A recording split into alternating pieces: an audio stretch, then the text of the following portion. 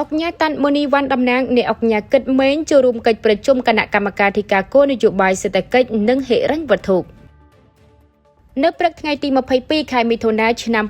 2026នៅទីស្តីការក្រសួងសេដ្ឋកិច្ចនិងហិរញ្ញវត្ថុអុកញ៉ាតាន់ម៉ូនីវ៉ាន់អនុប្រធានសហភាពពាណិជ្ជកម្មកម្ពុជាតំណាងអ្នកអុកញ៉ាគិតម៉េងប្រធានសហភាពពាណិជ្ជកម្មកម្ពុជា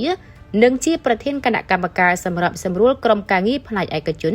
សម្រាប់យន្តការវេទិការាជរដ្ឋាភិបាលផ្នែកឯកជនបានអញ្ជើញចូលរួមនៅក្នុងកិច្ចប្រជុំគណៈកម្មការធិការគោលនយោបាយសេដ្ឋកិច្ចនិងហិរញ្ញវត្ថុលើសេចក្តីព្រាងយុទ្ធសាស្ត្រជាតិស្តីពីការអភិវឌ្ឍសហគ្រាសធុនមីក្រូតូចនិងមធ្យមឆ្នាំ2026ដល់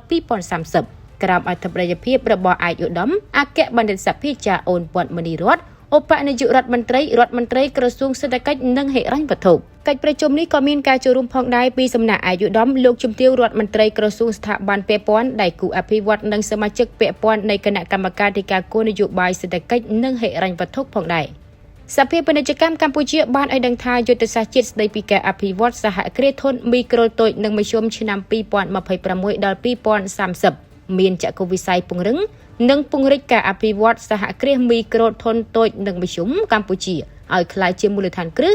និងជាកម្លាំងចលករដ៏រឹងមាំនៃកំណើនសេដ្ឋកិច្ចជាតិសម្រាប់ការចាក់ចេញពីចំណាត់ប្រទេសដែលមានការអភិវឌ្ឍតិចតួចនៅចុងឆ្នាំ2029ដោយជោគជ័យយុទ្ធសាស្ត្រជាតិនេះមានគោលបំណងលើកកម្ពស់សមត្ថភាពនិងភាពធន់របស់សមតមឲ្យក្លាយជាមូលដ្ឋានគ្រឹះដ៏រឹងមាំនៃសេដ្ឋកិច្ចជាតិដែលនឹងនាំមកនូវវិបុលភាពនិងវឌ្ឍនភាពសង្គមដើម្បីសម្រេចបាននូវចក្ខុវិស័យនិងគោលបំណងខាងលើយុទ្ធសាស្ត្រជាតិនេះមានគោលដៅសំខាន់ចំនួន3រួមមាន 1. កសាងមូលដ្ឋានគ្រឹះដ៏រឹងមាំសម្រាប់សមតមក្នុងការអភិវឌ្ឍខ្លួនប្រកបដោយភាពធន់និងចីរភាព 2. ពង្រឹងសមត្ថភាពផលិតកម្មបំពេញតម្រូវការក្នុងស្រុកនិងលទ្ធភាពក្នុងការនាំចេញរបស់សមតមនិង 3. ពង្រឹងការផ្សារភ្ជាប់រវាងសមតមទៅនឹងខ្សែច្រវាក់តម្លៃក្នុងស្រុកតំបន់និងសកលលោក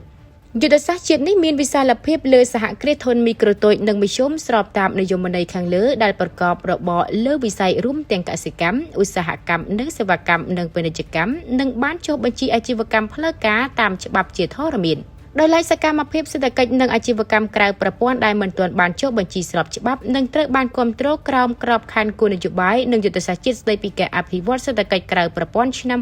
2023ដល់2028ជាមួយគ្នានេះធុរកិច្ចថ្មី Start-up នឹងទទួលបានការគាំទ្រជាក់លាក់ស្របតាមក្របខ័ណ្ឌយុទ្ធសាស្ត្រជាតិស្តីពីការអភិវឌ្ឍធុរកិច្ចឆ្នាំ2026ដល់2030ដែលទើបបានបញ្ចប់ការរៀបចំថ្មីនេះ